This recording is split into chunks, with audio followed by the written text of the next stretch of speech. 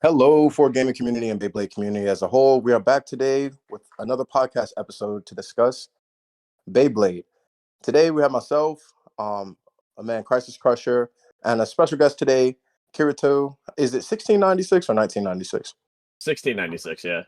1696. He's from the Maryland scene. He's a good friend of Crisis Crusher, friend of mine as well. Met him in VA. We kind of jumped right into this. I was running a little bit late, but I want to say I know we have interviews and we talk about interviews. Some of these shows, they're going to be interviews. Some of them will just have special guests like our friends who will be up here.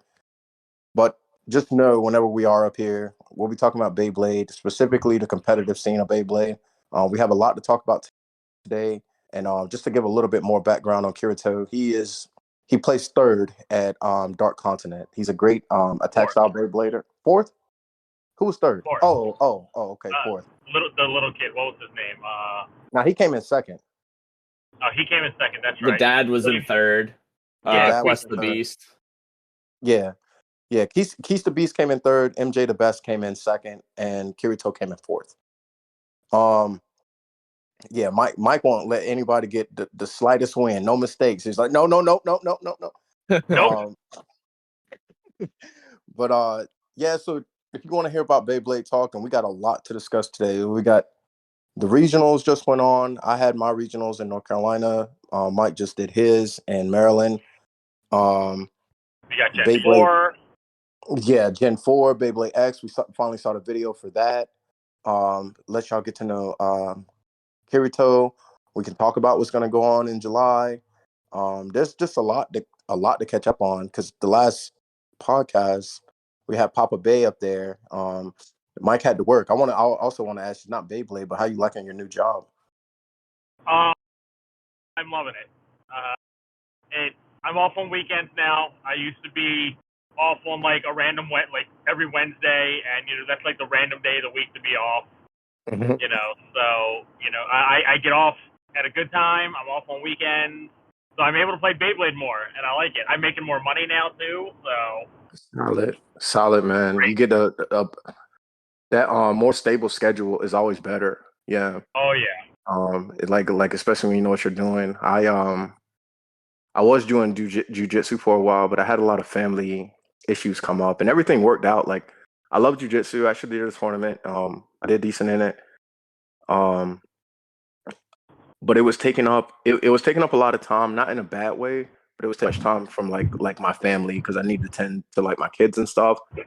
But I stepped away from that, and now I can focus more on family time. Focus more on the store. I'm actually one of my hobbies now. I'm about to start gardening, or actually I just want a couple of trees and bushes and stuff like that. It sounds dirty, but I'm a dad now. It's therapeutic for me. Yeah. Well, yeah, that's like the good thing too. Like my new job, I'm off 2 days a week rather than one because I was working 6 days a week, and it kills you. Yeah, it does. I could see that. Yeah, because it's and then your 1 day off, you're trying to cram everything in on your one free day, so it's like you're working you're working every day, pretty much. Yeah. But yeah, Kirito, man, you want to introduce yourself? I'm on how you got into Beyblade and what's been going on with you, man. So I'm Kirito1696. I'm ranked 23rd in the WBO right now, I believe.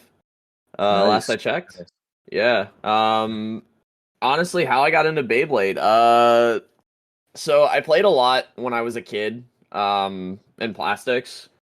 Matter of fact, my very first Beyblade my dad bought for me, it was Dragoon Storm. Mm-hmm. So that one's always kind of been my favorite. And funny enough, recently I got my hands on an original Dragoon Storm. I bought it off of Zector, of all people. Oh, dang. Yeah, that's sweet. That's sweet. Yeah, so I was super stoked to have that, especially since it was the first one, and James, I lost my dad last year, so it was kind of cool to really have that again. It's kind of kind of a reminder of where I started. Yeah. And then as far as Burst goes, I got into it around COVID, during COVID, during the quarantine. Crisis had actually baited me into the game, funny enough. I wouldn't even really say baited. I I was sitting in my room one day playing video games, and Crisis asked me to hop in Discord with him for a little bit, and he was like, "Hey, let's get into Beyblade."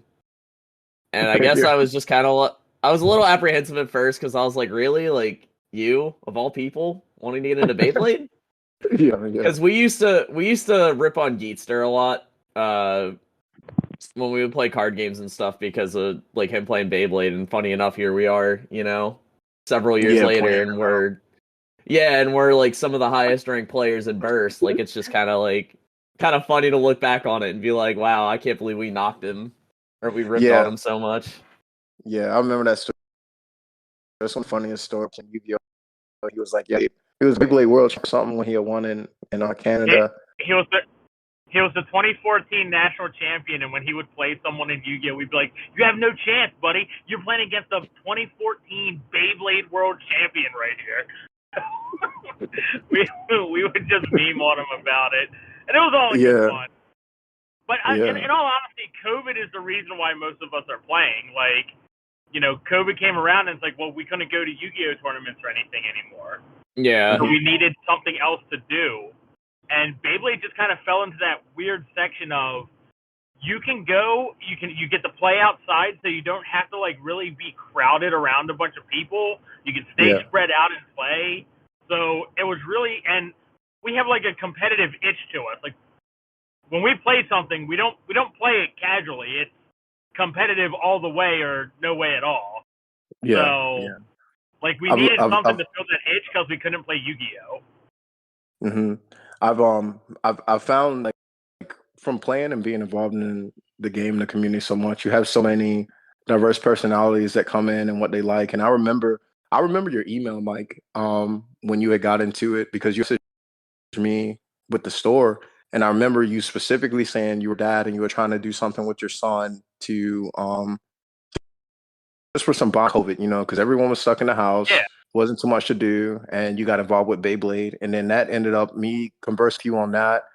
We ended up all of us showdown in VA. Like looking back at it now, that was such a big event because it changed so much. Like we met CSC Raymond was there, Frost was there, your whole squad was there. Like I met Geester for the first time, and like I think the only person of our squad that wasn't there was Alan.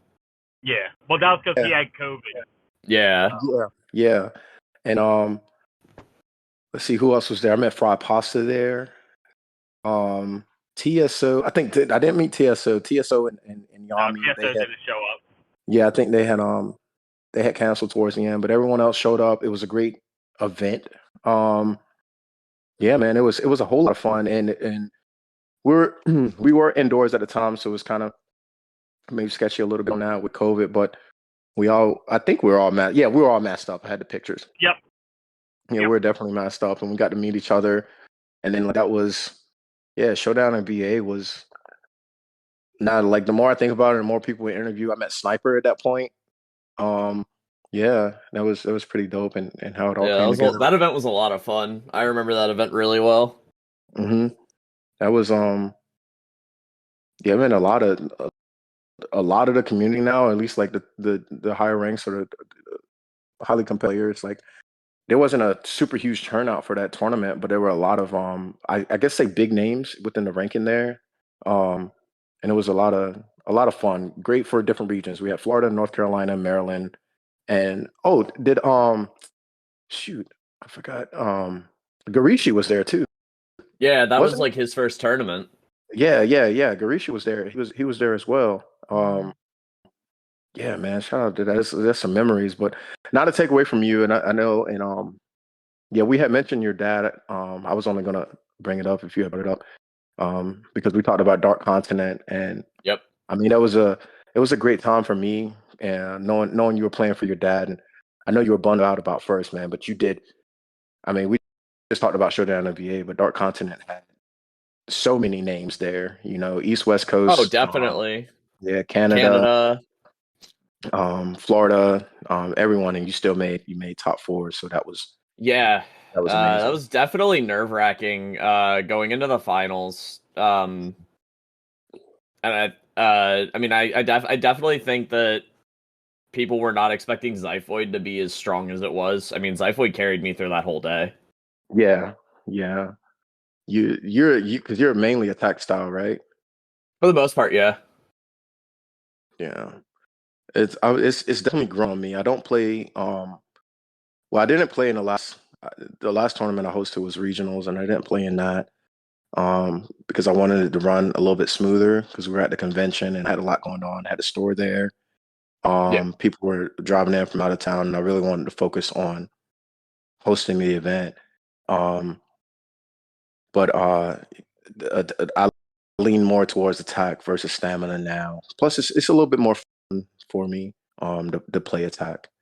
Yeah. Well, and I think with the state of the current meta, I think it's like actually correct to play attack. Hmm. You know, like Crisis says it best. BDR is exactly what the meta needed. Maybe not so much wind, Hmm. but BDR pretty much makes it to where you could play attack and feel comfortable and, you know, actually be able to do well with it. And I really like that. Yeah. I definitely think that you definitely see a lot more diversity in the attack types that you like we'll see in a tournament now, which I really Hmm. like. I mean, you could see anything from Zyphoid to Ultimate, and I think that's pretty fun. It is.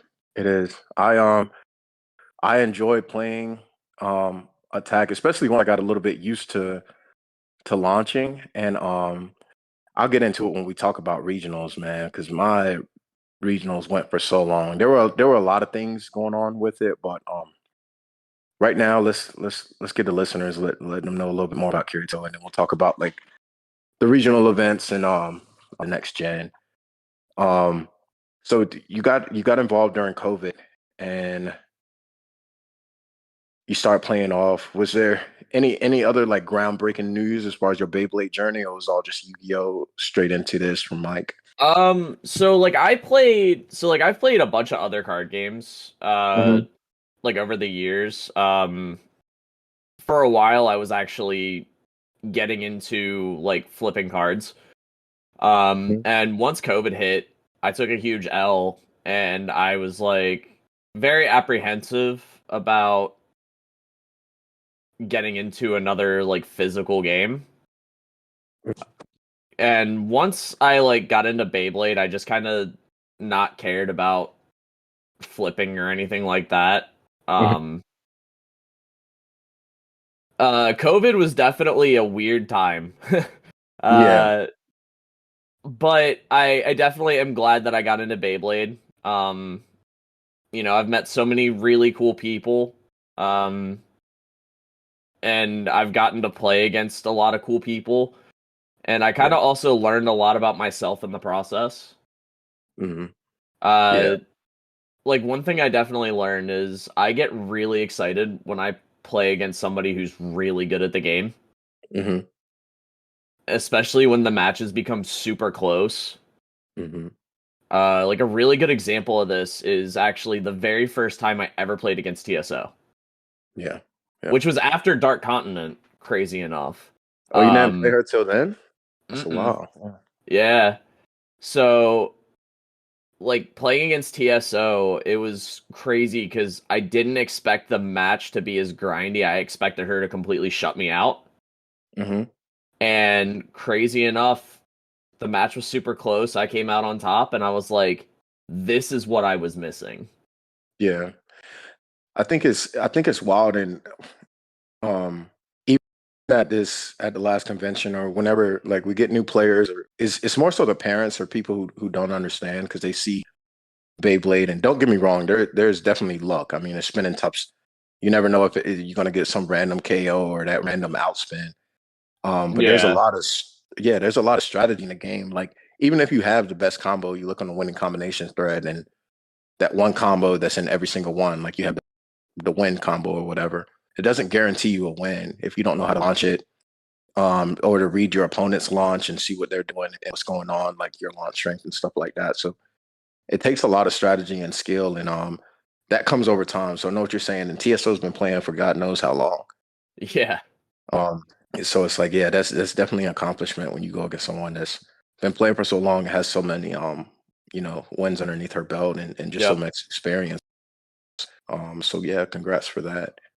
Um, yeah, man. I wanna we'll go back and forth. We'll jump around, but Mike, did you want to speak on your regionals, or did you attend the regionals also, Kirito? Yes, I did actually. Okay. Did you what'd you place at? Did you get second? I got fourth, unfortunately. Okay, it happens. Yeah. Yeah, you still made it to the top eight. You still made it to finals. But how'd that Oh go, yeah. Mike or Kirito? Y'all can kick that off. How'd y'all regionals go? Mike, you still with us? I mean, our regionals actually went really swimmingly. I don't know what's going on with Mike right now. Yeah, yeah. But our regionals went really well. Crisis and Broyito got first and second. Mm-hmm. Um, uh, definitely pick three, choose one was honestly a really awkward format to play, but it was fun at the same time. Mm-hmm. A lot of mind games, honestly. I could definitely say that I saw a lot of diversity between, like, with the good players, like between Wind on BDR and Dynamite on BDR, Mm-hmm. which was nice to see. Like, it was nice to see that it wasn't everybody was playing the same three combos. Mm-hmm. There Yeah. was a little bit of diversity. And like I was saying earlier, like it was really cool to see a lot of diversity in attack. Mm-hmm. Um, like I saw a couple people playing Zyphoid, a few people playing Guilty, and then like Broyito playing Ultimate. Oh, you play Ultimate? Yeah. And Yeah. honestly, the Ultimate kind of like shocked me. I was like, Mm-hmm. because I just wasn't expecting it. And in fact, like after the regional, I just decided that I'm gonna start testing with Ultimate to see if I like it. Mm-hmm. Hello, can you guys hear me now? Yeah, we Yeah, I can can hear hear you you. now, bro. Okay, I was having issues with the mic connecting with my car, but I got home, so I ran inside and got on my computer. All right, solid, solid. Oh, We were talking about we had just kicked off talking about your regionals. He was talking about the diversity and the combos and pick three, choose one. How'd you feel about it too? Like, did y'all like that format, the pick three, choose one? I mean, I personally still like 3-on-3 and all better, just because like 3-on-3 in my opinion, you have to show a different level of skill, which is your combo building, Mm-hmm. because you can't just like build one combo to shut your opponent down. Yeah. You know, like yes, there is a level of skill with pick three choose one of knowing the meta, knowing how to build combos to counter different combos, but then there's that luck factor of picking the right combo too. Because if I make a barricade to beat Guilty, and I see that I know they're an attack player like Kirito, and I see Guilty, and I pick barricade, but then he picked Wind, I'm just completely shut out of the game. I'm just gonna lose. Yeah. Yeah. Whereas instead, if it's 3-on-3, if I reveal, barricade against his, Wind and I lose that point, I still get to move on to the next bay to try to win. Yeah. So that's where then in 3-on-3, your goal is to how many combos can I make with the parts that are available with, restricted only to one of each part? How many combos can I make that are just sustainable of being a good generic combo? Yeah. So you get different formats make you think differently on how you have to play. Yeah. That's very true. Personally, like I said, I like 3-on-3 more, but pick three choose one wasn't really that big of an issue to me either. I mean I enjoyed it just fine. The unfortunate part is though, it was pretty mindless because every round I really just picked Wind on Bearing Drift. Yeah. Yeah. Like I Bearing could see. Drift, I have one main issue with Bearing Drift. It shuts out every other stamina tip in the game right now. It does. Like, I saw that. you if you're not playing Bearing Drift and you're playing regular Bearing or High Extend Plus or Moment or anything like that, you just lose. There is no winning. You just lose. Mm-hmm. So, and the unfortunate thing is, it's because of the Wind Blade and Dynamite and how well they mesh with BDR. Left spin has pretty much been taken out of the game. Like, the only left spin combo that's pretty much good right now is World on Wheel and regular Drift or Metal Drift, because it's Mm-hmm. just generically better for opposite spin because of the way Drift works. Mm-hmm. And that's, I mean, and then you have Guilty on Extreme Dash, but that's an attack. It's not a stamina. So there's no left spin stamina that's good. Yeah. So it has created this really weird thing, because this is one of the things that I have to say. In the WBO, for the longest time, on the Discord and on the forums, there's been so much arguing of, we want attack to be better, we want attack to be viable, this, that, and the other. Well, now attack is very viable. It is a lot better now than it was before BDR. And the reason for that is because we had blades like Vanish, which is a full rubber blade. It absorbs hits very well, so it's a tank. Like, Vanish is like a really solid stamina and defense layer. Mm-hmm. So now that Vanish has pretty much been taken out of the meta and you just have Wind and Dynamite, the attack types are able to actually hit them with the right force to get the KOs. Whereas beforehand, they weren't able to do that, because if they ran into a Vanish, then they're having an issue. Yep. Yeah. So, but right now, people are also upset about BDR being the only stamina driver, so there's people wanting BDR banned. Well, if you ban BDR, we go back to the format beforehand, which was opposite spin, like, pardon my word here, but hell. It just really was. No, you Like, good. you just had nothing but opposite spin all the time, and you're spending so much time looking at these footages, trying to make sure that something outspun the other thing or did not. And you didn't get many KOs or anything, because, the Beyblades just, they were more defensive with those tips and everything. So people got to make a decision. Do you want diversity in Beyblade types, or do you want diversity in parts? Yeah, I think it's so tough, because I mean, we're human beings. It's just it's so hard to satisfy everyone, and that's just is what it is. Because even when I talked about like banning specific parts, like, I wanted occasionally some parts to be banned, not for the entirety of a generation, but like, let's ban it for like a season. If WBO could get to a point to where they're like having seasonal rankings or seasonal events, maybe ban it for this season and bring it back, see how it does and this and that with the balance.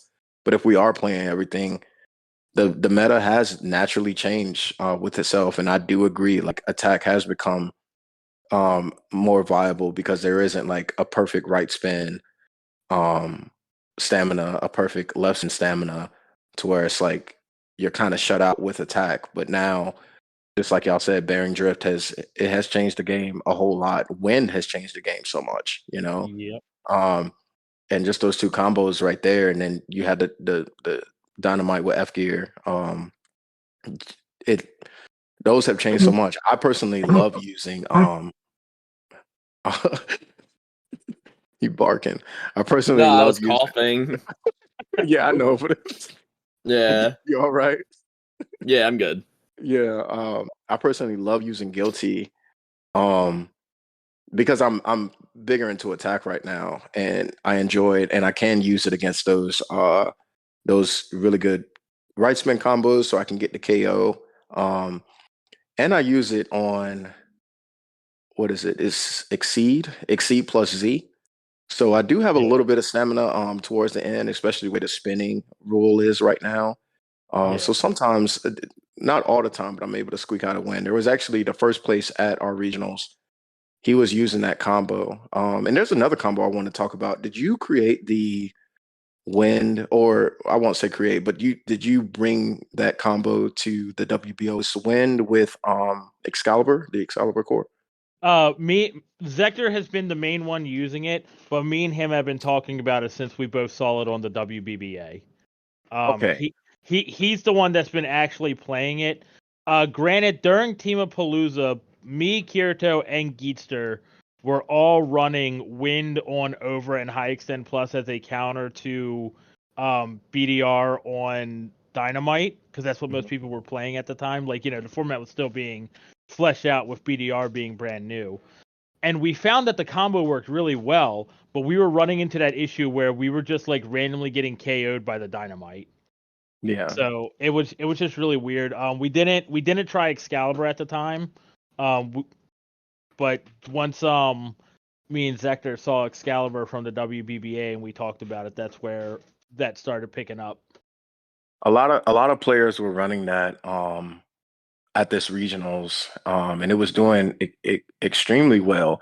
There was one player, I think it was Jelly Bean. Now he came up with a combo that I hadn't seen before. I think it's the Lucifer core or the Barricade. Yeah.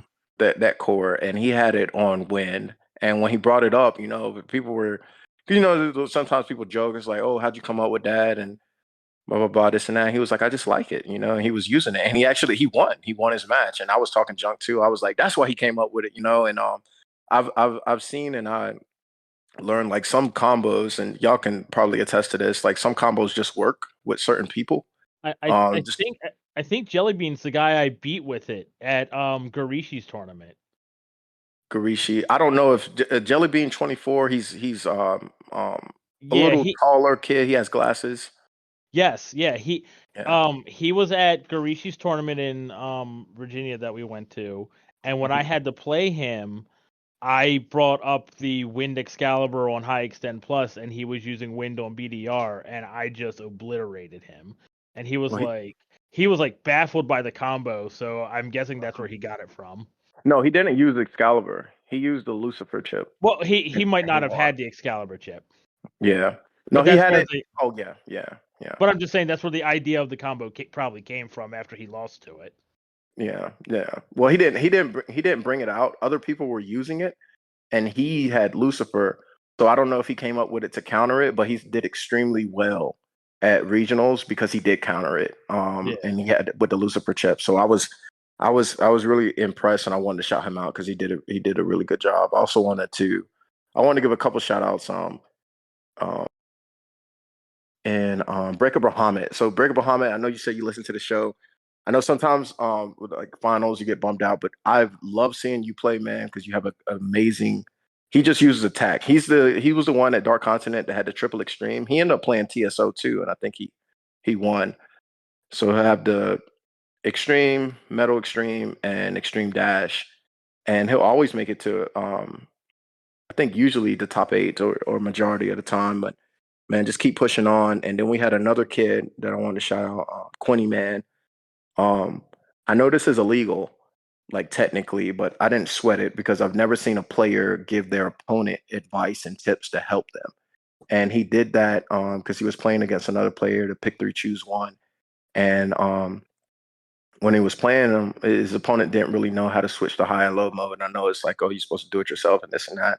But I wasn't going to interfere with these kids, like, because it was cool and it was thoughtful to see, because sometimes we get so cutthroat in competition, but Honey Man, he still helped them. He won overall and he actually made top 4. He came in 4th place. But it was nice to see, man. He had a good heart, so it wasn't all just like savagery, and it was still like that community feeling of helping out. And he had a lot of knowledge too. I think he was like maybe 9-10 years old, and he was extremely knowledgeable when it came to Beyblade, and this was his first tournament. But yeah, there was a lot of great things. I know I was hitting you up because I guess I'm getting into talking about my regionals now. I had some issues with the spinning rule and the definition of it because I kept running into issues, and I know it's the one that makes the last move. And I actually struggled because I made a call, and then this is the first time I've done this, and it was a mistake. I ended up ruling it as a draw because I had my initial call, but when I looked at the replay, I was like, man, I guess technically this other one never like really stopped, but it's kind of the way I can compare it. Like, let's say if you have a boxing match, right? And person A has person B up against the ropes, and the match is called by the first person that falls to the ground. So person A, he's clearly winning. And the only reason why person B is still standing is because person A is just pretty much beating the hell out of him up against the rope, so he doesn't even have time to fall. So that's the only reason why he's standing.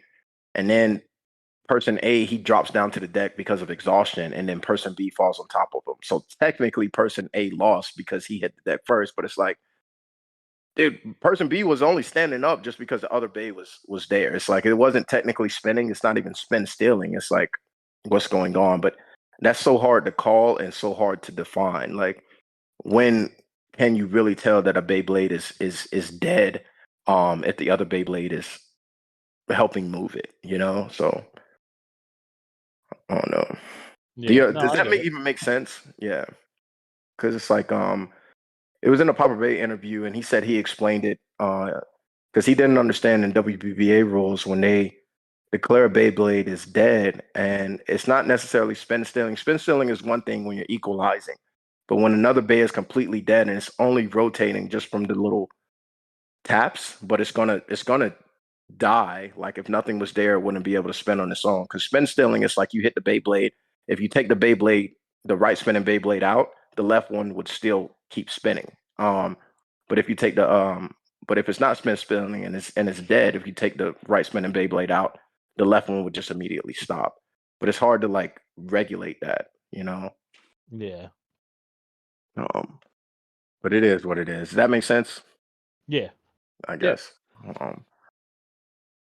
But yeah, we ran into a lot of that. The finals was pretty intense. Fireblader 07, he had a tough match. That's my little buddy. He lost, and then the overall winner, Spriggan87, he did it amazingly well.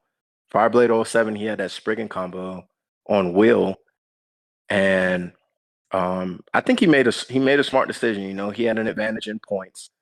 So he stuck with his will to see what his opponent would do, and then he could have came back and ended up winning. But he stuck with will, and then Spriggan87. I think that at this point it was 3-2, or no, it was 3-3 or 4-3, something like that. And I think Fireblade 07 had 4 and Spriggan87 had 3. But Spriggan 80 pulled out Vanish. I mean, not Vanish, but Guilty, and he ended up bursting the world combo. So it was 5-4. And yeah, that happens. It happens. And that's how he ended up yeah. That's definitely sounds like a play mistake by Fireblader. Yeah. Well, he didn't, I think he didn't, because he used that strategy, and I knew what he was doing. It's like sometimes you'll stay with your combo even though you know you're gonna lose something safe. But yeah, maybe he didn't think about that. I think he didn't think that that Guilty combo was gonna be so dangerous. Yeah, no. If I see a Guilty there, no matter what driver it's on, because Guilty has those sharp edges and everything. World with like 1S and Drift or Metal Drift, even it doesn't have great burst resistance. I would not. I wouldn't risk it ever. It would just like, as long as I see that Guilty combo, it's like no. Yeah. Yeah. Unless it was right spin. If the world wasn't right spin, then that makes sense. But yeah, I think he was in left. So yeah. I didn't even think about it until towards the end, because when he burst, and it was like, man. And it was a tough call, and the Bay, it went out, but it never hit the back wall. Like the Guilty, it never hit the back wall. It hit that side corner thing.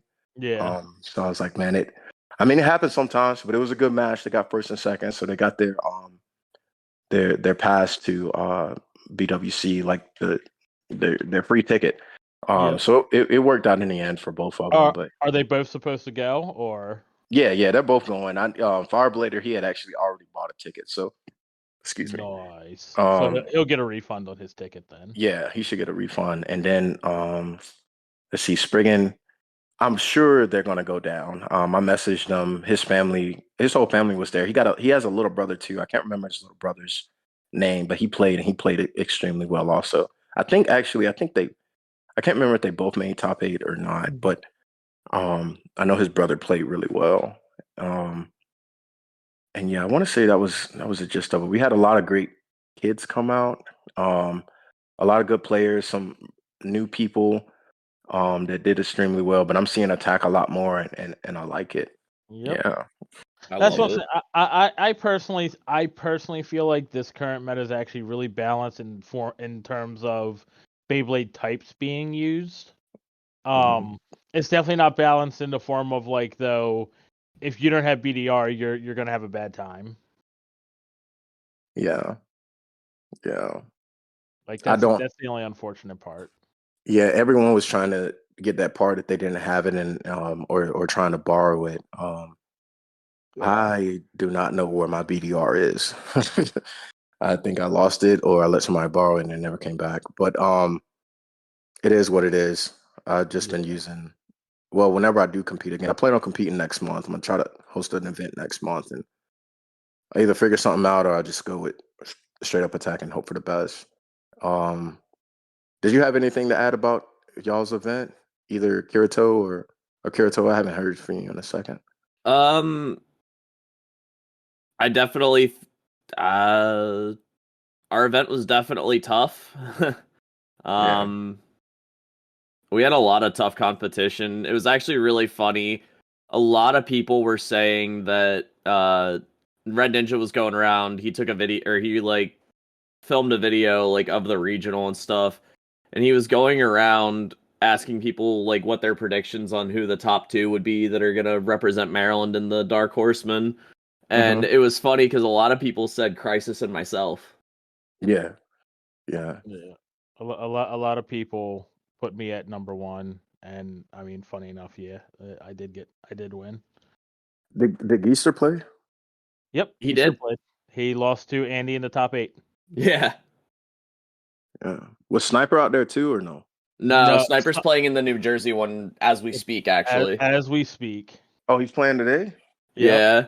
He's playing in the New Jersey one. We got to get him back on the show. We never did that part 2. We never did a part 2. The way ever do. Yeah. It shouldn't even be a part 2. It should just be a whole new Sniper's second coming or something. Yeah. We never got to it. That was a good interview. We had a lot of laughs up there. I will say one thing real quick. I do want to give a quick shout out to Burrito. He was guaranteed the hardest opponent I played against at the regional. I did lose to our buddy Joel Dragus 11, but like he just pretty much like 3-1 me real quick with Guilty. So it wasn't like really like I lost to him round 1 and then I didn't lose the rest of the day. But then like Broyito was like the only matchup where I was like in advanced hard thinking mode during deck format. Yeah. I know those first match losses hurt, man. Cuz you're like that would you go ahead? You know, it's weird because I've really grown to like I'll lose like a round early in the tournament, but it doesn't affect me as much as it used to. Yeah. Like I'm kind of just at this point where I accept that when a loss happens, it just happens, and I just move on with my day. I don't let it ruin it. Because we do have some people that after one loss they spiral. They spiral down, and it like affects their game for the rest of the day, and it's pretty upsetting to see, really. Yeah. I've learned, like, honestly, and this is just this is probably like a little hidden trick, but losing early is better than losing late.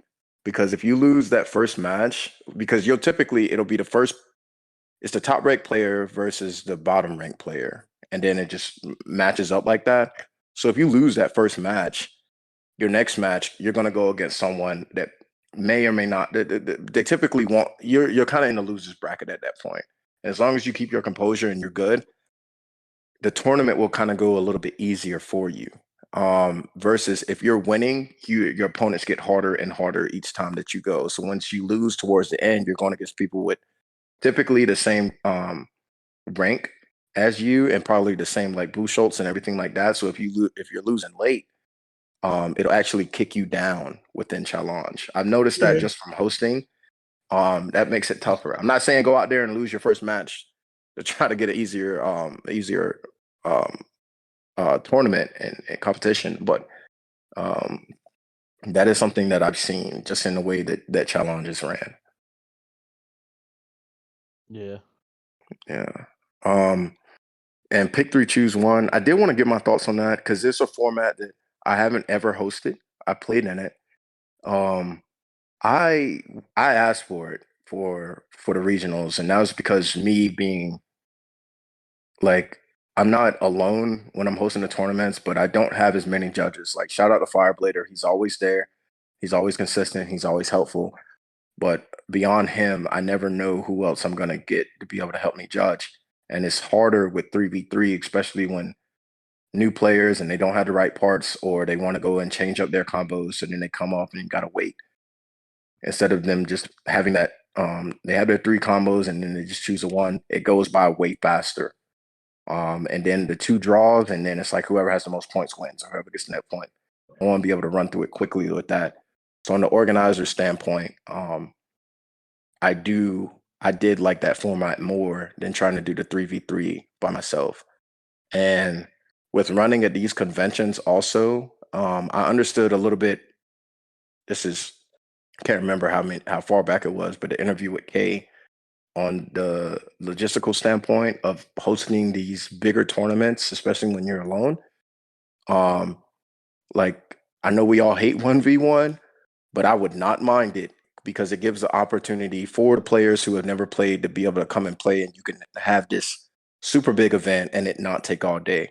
Because honestly, right now, finals is running longer than the first stage for me just because I'm alone. So I prefer the more the 1v1 type style. And that's what pick three, choose one does. And pick three, choose one helped me to explain to the finalists who was their first time. I was like, dude, essentially you're playing pick three, choose one, but you're able to switch if you lose. Because that's all it is, really. It's like, yeah, I don't have to get in depth and be like, okay, now this and that. Like I explained the rematch versus switch, but you're playing pick three, choose one again. It's just now when you lose, you have the opportunity to switch your Beyblade. That's it. So yeah. Well, see, my whole thing too, and me and Geetzer have talked about it and said it before. We would just rather it be whatever form, like if you could just play the same format all the way through. I wanted that too. That's what Like, I was wanting. like that just makes more sense to us. Like, you know, it's just less complicated to do it that way, which is how WBBA does it with 5G all the way through. They don't change anything. Someone said that in like finals, it's first of 5 points instead of 3, which even then you're still playing the same thing. You just have to get 2 more points. Mm-hmm. Yeah, and I think some of them they may switch up the stadium, but that's fine because I think like deck takes so long. It really does when you have, especially with the stamina game, and it's so stressful. Not even for the players, for the judge, because it's like, man, I'm tired of these opposite spin battles where I'm having to go back in slow mo, look frame by frame. So shout out to Attack for that. Like, no shame if you are using the stamina game. Like, definitely do it. Get the win. But it is stressful to the judges, and you don't want to make the wrong call. But if I had the opportunity, I would have picked three, choose one through the whole event. And we would have ran. We would have ran with that. Um, do y'all have anything else for regionals? Let me think for 1 second. You got anything, Kirito? Alan, you still with us? Andy? Andy, sorry. I'm sorry. He's gonna get mad. Like, how dare you call me out? He's muted for some reason. He might have had someone come up to him, like his mom or something. I see. Sorry, what was the question? You have anything for regionals? Anything else to add? Because I was gonna. Shout out to Red Ninja. He was definitely pretty tough to play against in deck format. Yeah, he's a great player. All in all, I do have a question. How do you feel, James? You and Andy. How do you guys both feel about the whole BWC as a whole? Like having regional events and then having this big event coming up. Does this feel more like a legitimate way of finding who you would crown the best player, or are you still more fond of the ranking system? I'm indifferent. um, I just want to fight strong opponents, and that's kind of all it is to me. I so so this may get me away from maybe your general question, but it made me think of something that had happened. So I don't have Dark Continent anymore, and I've noticed something, and this is more competitive play versus just playing. To straight up answer your question, I think it will help. I think any event that brings in different regions and where they all compete against each other, you could see the top player for that season, as well as you could see the different metas from the regions and see which region, comes out on top. And we saw a little bit of that even in Dark Continent, because we saw, what was it, the players from Ohio or Indiana. Oh, Yeah, they had a way those different poor meta. souls. Yeah, they had a way different meta, and yeah, you can definitely see that. Um, on the other hand, and this is something I've noticed recently with Beyblade, you have the extremely competitive players, and then you have the players who want to compete, but they also enjoy just playing with they enjoy just playing, coming out and competing just amongst their friends. And I didn't understand that. I'm not gonna lie. Like, when I first started playing, I didn't really understand that. I was just like y'all. I was like, I want to just compete, to have fun. Not necessarily cutthroat, but just to go in for it. But the more I played and the more I've hosted, and I see like young kids coming in, and I've really noticed that they just want to play just to play. And sometimes when you have the larger regional events, um, sometimes people get a little bit cutthroat, and it's with the ranking system, as well as having the invitation. I'm guilty of it too, because I wanted to do Dark Continent. Um, and this is where I say I might get off track, but you'll start seeing some heavy cheating going on because people want to win so bad. Um, a little bit of manipulation and things like that, and those are things that I don't want for the Beyblade community, because that can So destroy community. let me ask, what kind of cheating and such are you talking about? Are you talking about, like, the ones where, like, they scout what their opponent's playing and come up with a counter Beyblade and stuff like that?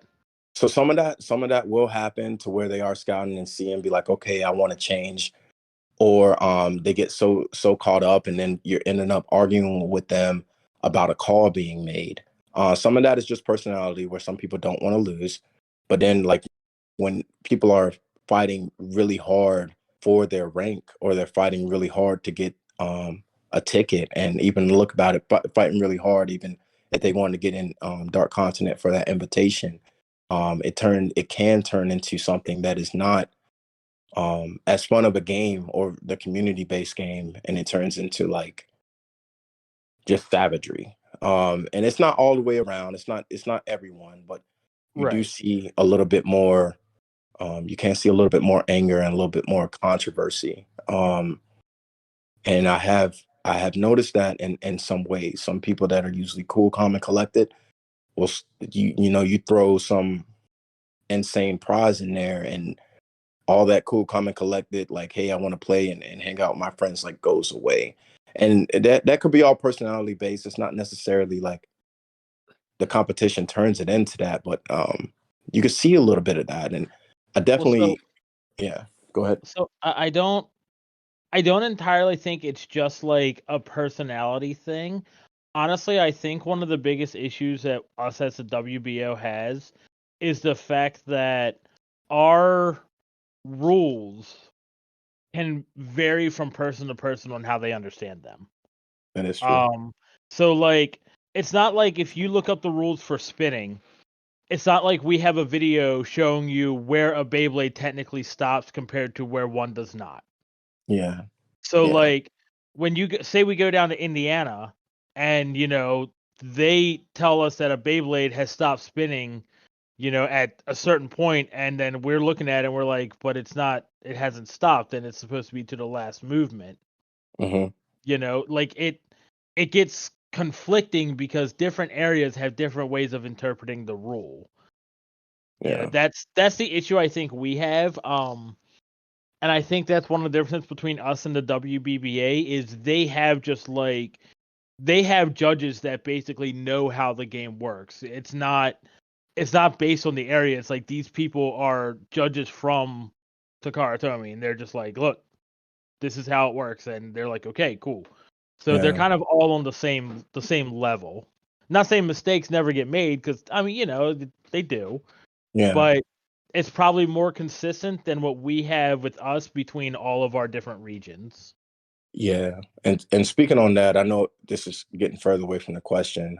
Just from speaking with Papa Bay, because I've complained about the same things about the rules and the spinning definition, and how some regions aren't on the same page, and how I always looked at the WBO to like try to organize some of that.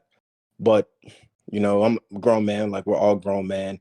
Papa Bay was saying that their judges in their region, they get together and they, for Takara Tomy or WBBA as a whole, they get together and they get a consensus on how it should be ran. So they have their own videos, and things like that. And that way, no matter what tournament you're going to, it's going to be fairly consistent. It's not going to be perfect. So with that being said, even if the WBO doesn't implement that, there's nothing stopping us, like all the organizers, like getting together, creating a chat, and coming up on a consensus with these videos and be like, hey, so when we do have these national events and national tournaments, we will be able to define exactly when it is dead. And that correlates with the rules, like technically spinning, but we'll all be on the same page instead of some regions being like, oh, it's still spinning here, or no, it's definitely dead there, or no, it's out here and not out there, and things like that. But I think that would be more on us, but we all have to see on the same page. And it's tough. It's tough. But I guess to get back and to fully answer, I think the World Cup is great. It will get the community to come together. It will get all the regions like we see right now getting out there, playing Beyblade, growing their own personal communities, and being able to get people to come together in one central location to have a weekend of fun. And if we can focus on that, I think that is the overall like goal and a good focus for the community, like to just be and come together. Yeah, that's definitely what we really want. Yeah. So you have anything else to add, Kirito? If not, I was going to switch on to the next gen of Bays. I don't think I have anything else to add. All right. So without further ado, BeybladeX. What's you guys' thoughts about the little preview we got? What are y'all thinking of is going to come of it? The preview was a lie. The preview was a lie. That's what I have to say. I was very underwhelmed. I'll be honest. My man Zanky is out there like, oh, I've got pictures of the stadium and the bay and this and that, so I kind of know what it looks like, and everyone's like, okay, cool. 3, 2, 1, go shoot day. We'll get to see what Zanky sees. Wrong. Yeah. We don't get to see it. We got nothing. Yeah. Got a video. I don't think Zanky had it. I think he was hoping, and maybe spoke, because when I logged in, I tuned in what Zanky had, and he was getting the same intel everyone else was getting. So according to him, he has pictures. Yeah, did he just say that, or he said it on the 21st? That was before the 21st. Oh no, nobody has pictures. Nobody knows. I don't know. I mean, I'll give this here. Like Zanky's videos, like Zanky, when it comes to what's coming out and like information on future stuff, he almost, I'd say 99% is correct. Oh yeah. So, Yeah. I give him that. So what he has, I mean, I don't know what his inside source is or what kind of source he has. But I wouldn't doubt it if he's correct. I did hear him say something. I tuned in a little late. It was like pretty much close to the 8 p.m. EST. He was talking about some pictures, and he said like you'll be able to find them online, but they're like hard to find. And he didn't really give any like clues, and he didn't show it, but he said you are able to find something.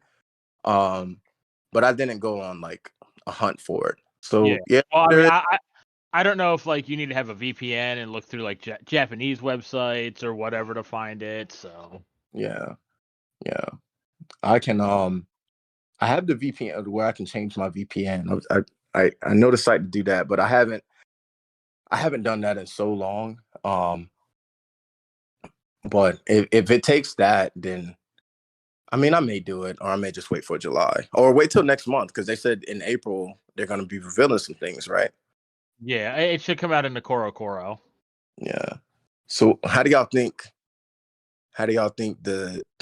What are y'all guesses? Just from that little snippet that we got, do you think like, or I'll kick it like this is something that I'm worried about or something terrified about because it's like it says goes next.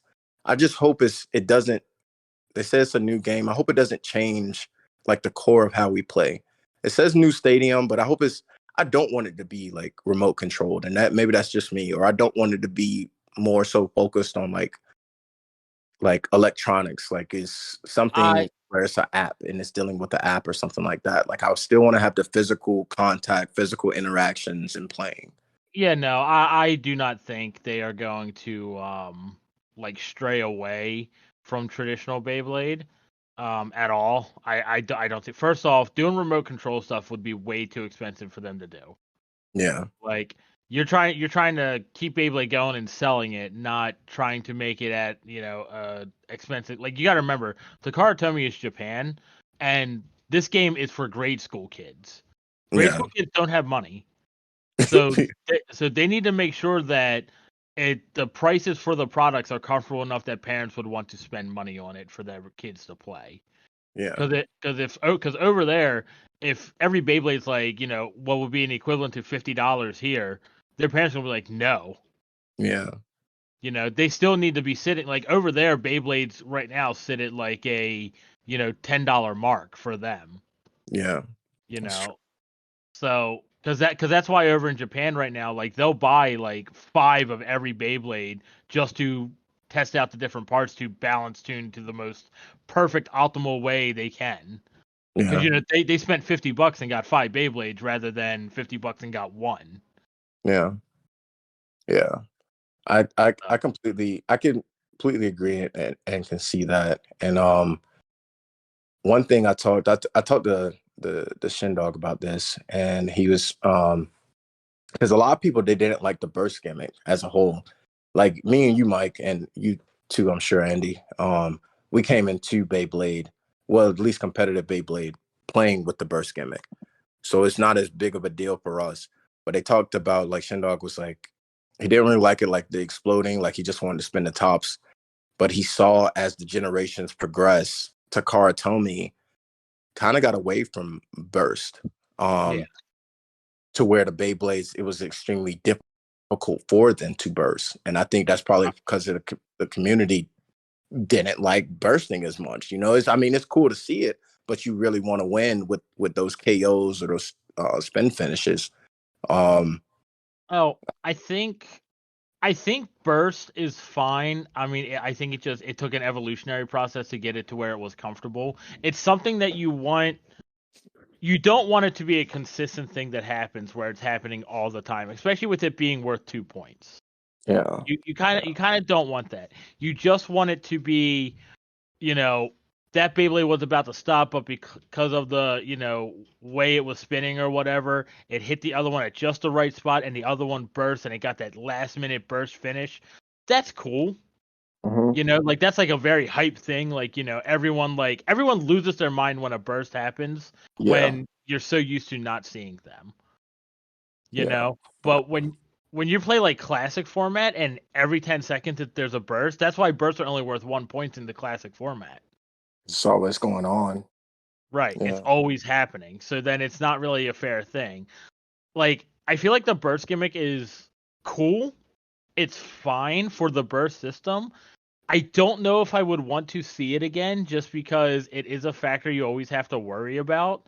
Like, I'd rather just get the focus on stamina and attack at that point, and Yeah. defense. Yeah. Like, not having to worry about, oh, well, I have to use this chip for the burst resistance and this and that. That is one thing too. I do not want chips to make a difference in Gen 4. Like, I don't want it to be like, oh, this chip is the best chip. Like, I want to be able to just have like a bit chip and stick a Dronzer sticker on and be like, I'm using Dronzer, screw you. Yeah. Like, you know, the avatars of the Beyblades, you know, I mean, as corny as this may sound, they're a part in the like lore of Beyblade. You know, they've always been a part of the lore to Beyblade. So it's like, if you have a favorite, you know, Beyblade spirit from the show that you want to use, why can't you use it? Yeah, Yeah. I want to use Dragoon. Why can't I use Dragoon? Yeah. Do you think they're gonna mesh all those like together and like and the new gen? I think the new generation is going to be something completely different. You do? For a while, I was really thinking and hoping that it would just be them merging a bunch of stuff together, but generally, like, you know, this is called Beyblade Generation Next, so I'm pretty sure this is what they're hoping is the new evolution of Beyblade that can become evergreen. Mm. So that way, then they can just keep doing it forever. Like, it's kind of like how Yu-Gi-Oh! We had all the different series of Yu-Gi-Oh! From Yu-Gi-Oh! All the way through Yu-Gi-Oh! Reigns. So you had Yu-Gi-Oh!, Yu-Gi-Oh! GX, 5Ds, Arc 5, all of these. Like, it goes through all of those. But now Yu-Gi-Oh! Is actually at a point in time where it's just called Yu-Gi-Oh! There's no additional part to it. There's no anime to it or anything. It's just Yu-Gi-Oh! You're just playing the card game. Now, granted, Beyblade right now is still small enough where they'll probably have to have some sort of anime, but they've already shown with Burst that you can keep evolving the same anime and keep going. Yeah. So I think they could do that with Gen X. It's just all they have to do is it's just like, oh, you know, here's the first protagonist. Oh, hey, look, this is 1 year where the protagonist is doing whatever to become a champion, and then say the next season it's a whole new protagonist and he just works his way up to beat the former champion. Yeah. Yeah, I can see that. I hope for that, honestly. Something that's universal, something that everyone likes. They may take it, especially if I don't know if they're really catering towards the old heads. That's what I'll just call us. Yeah, they're not. Yeah. They are not. Yeah, they're catering to the kids because I think if they were catering to the old heads, and I don't know if they are or would or wouldn't, but because a lot of the old heads like the burst.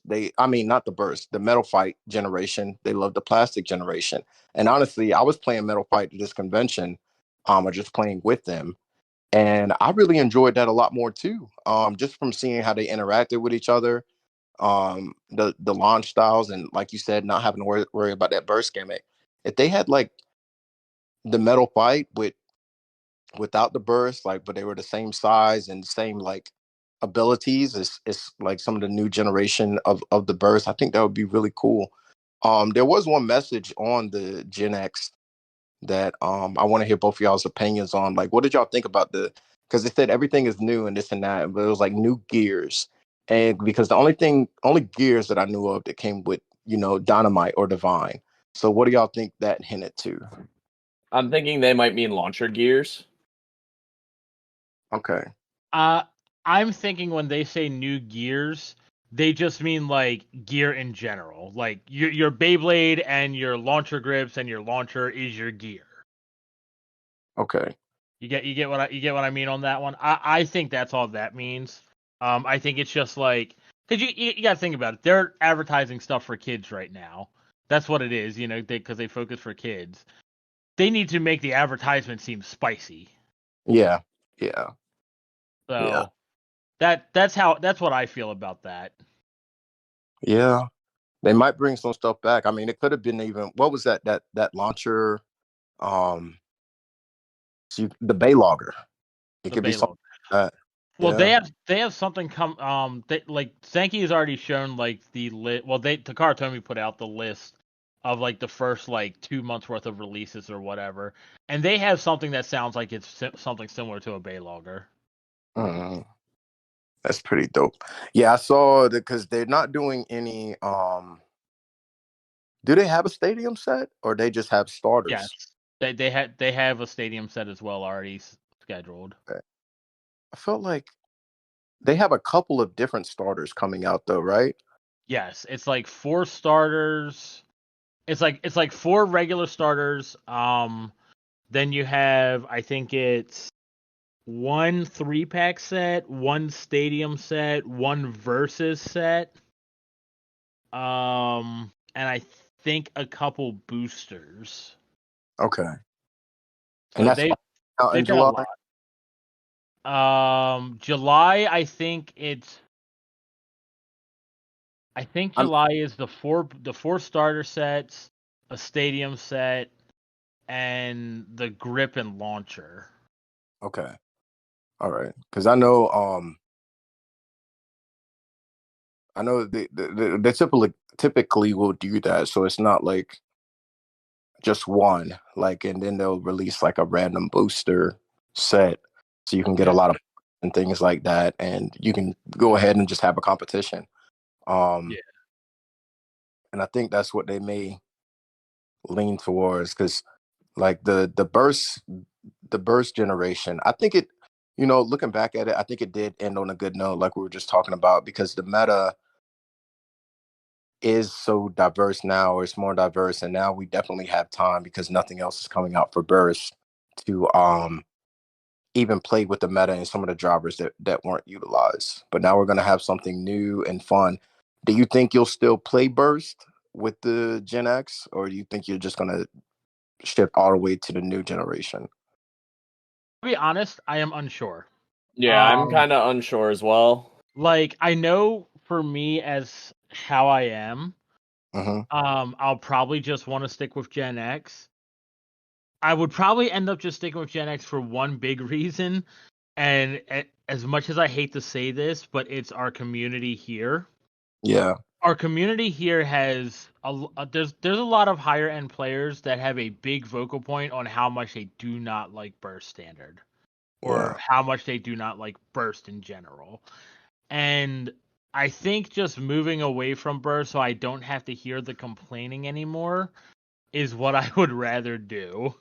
Yeah. Because it really gets under your skin when you go and you're like, okay, I'm hosting this tournament, great, but you just have all these like whispers in your ear of, man, burst standard is like the sarcasm of, man, burst standard is such a great format. I'm glad we're playing this format and not metal fight or something like that.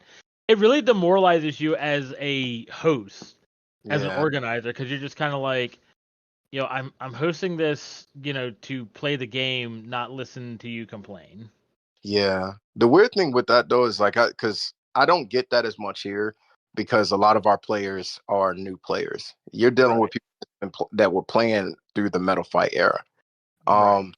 So that's why, yeah. But I could completely see that struggle. But the weird thing is, it's like, and it's like this with everything in life. The most unhappy people are most vocal. You know, just like on the WBO, the people that are always complaining about like if someone makes a proposal, it's usually the same couple of people that are the loudest, and 90% of the people could agree with you, but they're not saying anything. Right. So I'm sure it's like that's your tournament. If you have a 24-person turnout, 20 of those people are so excited to play burst. They're having fun and a good time. Just those 4 people who are being loud and obnoxious that bums. It's one bad apple spoils the bunch. That's pretty much what it is, and it does suck, man. I'm sorry you got to deal with that. Yeah, I mean, it is what it is. I accept my fate. Well, yeah. So, Kirito, why are you indecisive on it? What are your thoughts? Um,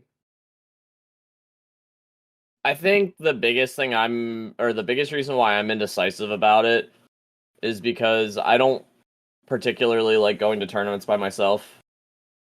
And Yeah. so I'm kind of like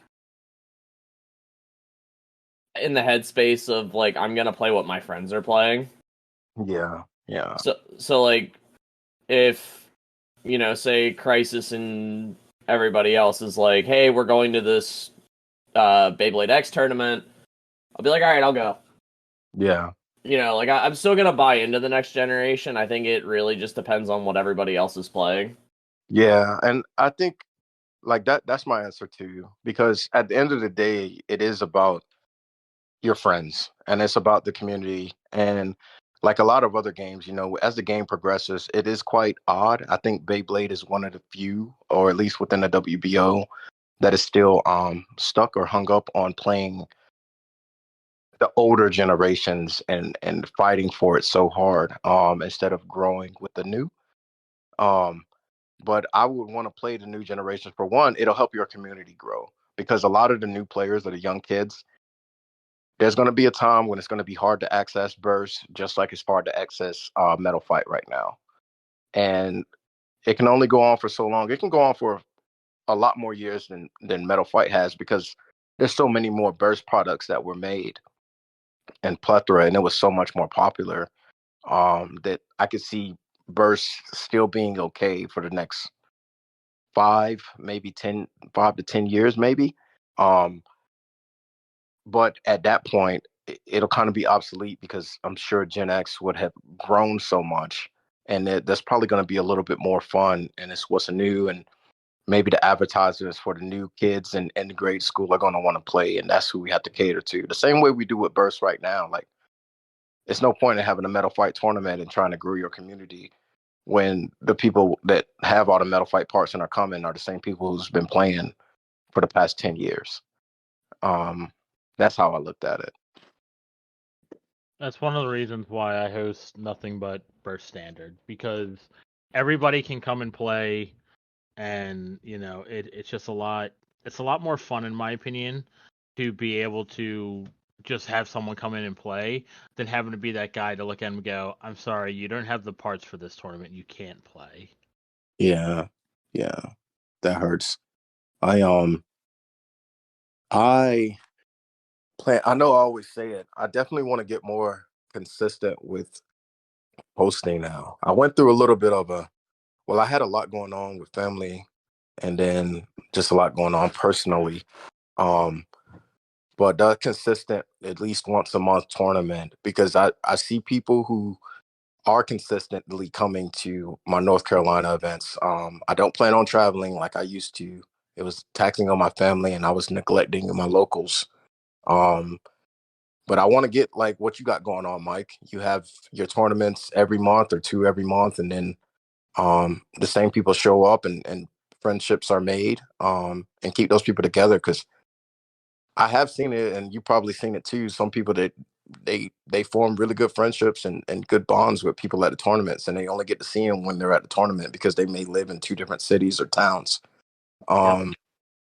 But to keep that going, you go and you see your buddy. That also helped me out too, because the more people come, they understand the game, and those could be reliable judges. So I kind of shoot myself in the foot by waiting so long. So I'm a try to stay consistent and Well, keep it.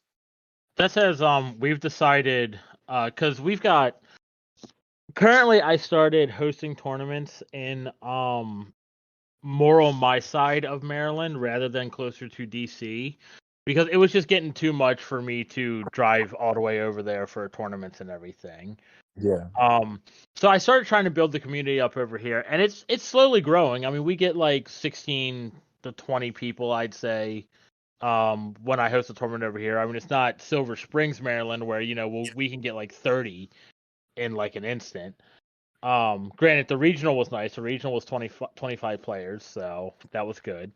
That is nice. And it was on this side of town, but that was also with people from Silver Springs coming to this side of town to play. Mm-hmm. But me and Drageus 111, we've been talking because he wants to start hosting. He recently became an organizer. Shout out to him. Nice. But he wants to start hosting. So he's not off on Sundays, where now that I'm off on the weekend, the indoor place that we have on this side of town called Superstar Card Gaming, they Mm-hmm. only have a free day open from their card games is Saturday to play. So that's why I host on Saturdays. Well, Drageas, he normally is working on Saturday, so he's only off on Sundays to play.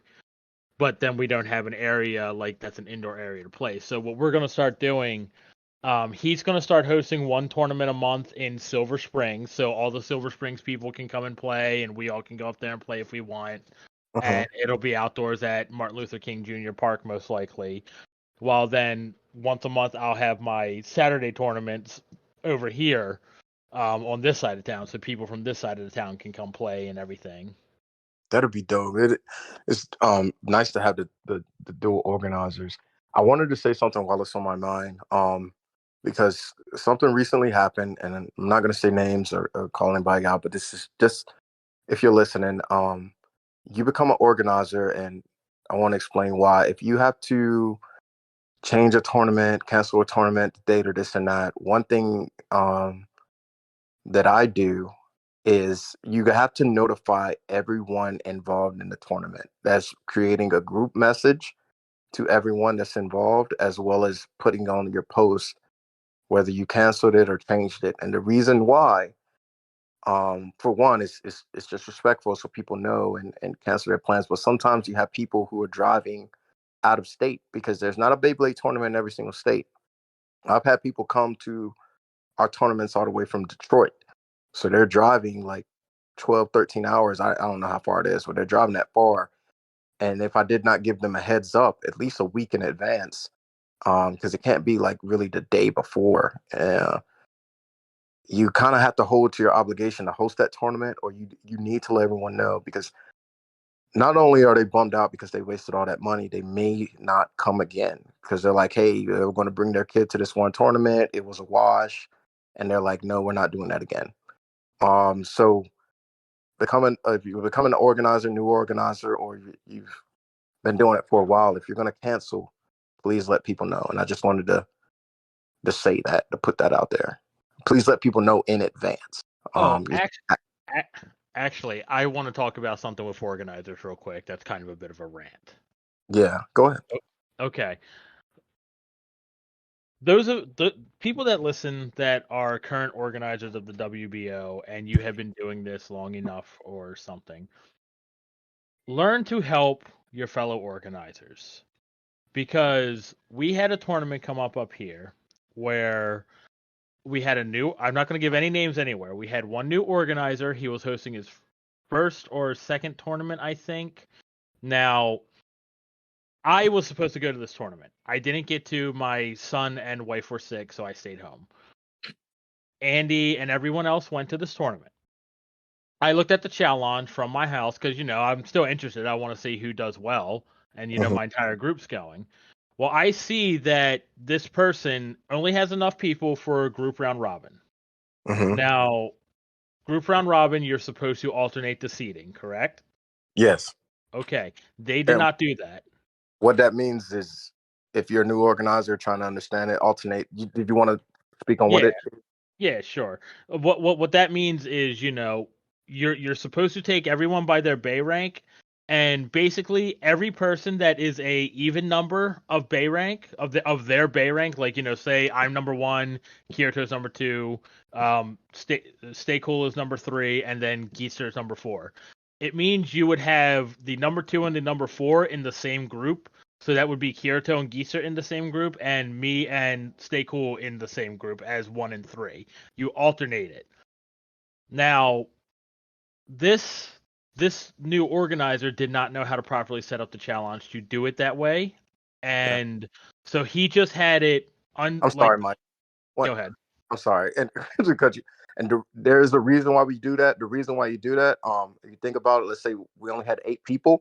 If you put the top 4 in one group and then you put the bottom 4 in another group, let's say the bottom 4, this is their first tournament, they're just going to go against each other. And then the top 4, this is like their 20th tournament or whatever. They're going against each other. Essentially, you're having the best players face off each other, and then the players that are new face off each other. And then the finals is like someone that's been playing since they were for the past 10 years versus someone who this is their first tournament. And even if they are doing well, it's not necessarily fair. That's why we skip over, to make it balanced. Right, it balances it out. Well, anyway, so this organizer, it's only their second tournament, and I'm sure their first tournament they had some help from some of the organizers that was there. Their first tournament was, I think, a classic tournament. But this one was their first standard tournament, and they didn't rotate the seating or anything. And I had messaged my group, and I told them, "Hey, the seating is incorrect. You all should be able to see this, because he should be posting the challenge link for everyone to see. You guys need to get this fixed. Like, stop them before they start doing any rounds and get it fixed." Well, they tried telling him what was going on. The organizer called me, talked to me. I explained to him exactly what to do. He said, okay. He then still messed it up. He took like the top 4, made them, and then the next 4 into Group B, and then the next 4 back into Group A, and then the next 4 back into Group B, and it was just all kinds of messed up. Yeah. And, so I actually yelled at my group of friends, because half of them, are organizers at this point, and I'm like, I even told you guys it's still not correct. Stop it and get it done correct. Like, if you have to, tell the guy, hey, let me do the challenge for you, and sit with him and show him how to do it. Yeah. But there were a bunch of people there that have ran plenty of events that just didn't stop to help or anything. Help your fellow organizers, especially the new ones. Yeah, I'll say this too, Mike. I think sometimes, and I've noticed this. There's been people who have been organizing for a while, and they still, they don't know. And I've seen that. Some people have asked me questions, because I'll ask questions if there's rule changes or updates, or if I run into something that I haven't ran into before. Right. But some people, even group round robin, they haven't done it before. They could have been a host for 4 or 5 years, and they've never dealt with it. They finally had to deal with it, and they don't know how to do it, or they do it and they've been doing it wrong for the past 4 or 5 years. If y'all have questions, hit up Shindo, hit up Mike, message me on Discord or on the WBO, and we'll be up there and we'll be able to respond. Yeah. Oh, were there any questions on that thread you made? Let me quickly pull it up. I think there were 2. Questions. Kind of sad that we only have 2 questions. It's all good. No one listens to us. Surprisingly, a lot of people do. Like, I'll meet people at the tournaments, and I'll say something, I'll bring it up, and they'll be like, "Oh yeah, I heard it on your podcast." It's like, well, thank you so much. But if you got a question, like, just put it up there, and message me, let me know. Yeah. All right, so we have 2 questions. We have one from Ralph Balf. I'm pretty sure that's how it's done. It says, do you guys think Hatcher did a great job producing stadiums and gimmicks at the cost of staying true to their TT counterparts? I'll let you take that one first. In terms of having random fun stuff to play, yes, I think Hadford did a good job at making random stadiums that have these most random gimmicks ever. I think it's kind of cool. However, I think that was not a good reward for sacrificing the poor Beyblade gimmicks and such of TT. Like, I'd rather the Beyblades have their gimmicks rather than have stadiums have gimmicks. Yeah. Kirito, did you want to speak on this too? Okay. I don't really have like any opinions on the Hasbro stuff, and I'll be if I'm being completely honest, the only Hasbro thing that I ever bought was the Hypersphere Stadium, and I used it for all of a week until I got Takara stuff. Okay. So I don't really have much of an opinion on it. Like the Pro Series Stadium, I love it. I like that it has 4 pockets. Yeah. Other than that, again, I don't really have too much of a opinion. Yeah, I think so our first stadium, like a first set when I got involved, was the Strike Force set. I think that's what it was called. It was around like the Chozi era. or like the counterpart. So with this question, it's tough for me because I've learned or I've seen Hasbro and Takara cater to two different demographics, and I don't mean one's North America, the other one's Japan or Asia. I think Takara with their gimmicks and their stadiums, they cater to the WBA for competitive Beyblade for their community because they cater to competition, where Hasbro caters to the gimmicks and the sales. So I think as far as the gimmicky stadiums, and that is for like you just playing with your friend, like you having a sleepover, you're playing with GI Joes, you're doing some fun stuff with Beyblades, making it look cool. That's what Hasbro caters to, for just those Christmas gifts, like a race car track. And Takara they focus on the competitive play. So it's like, yeah, you're playing with your friends, but you're also going to your local um, game store or hobby shop and competing against other people.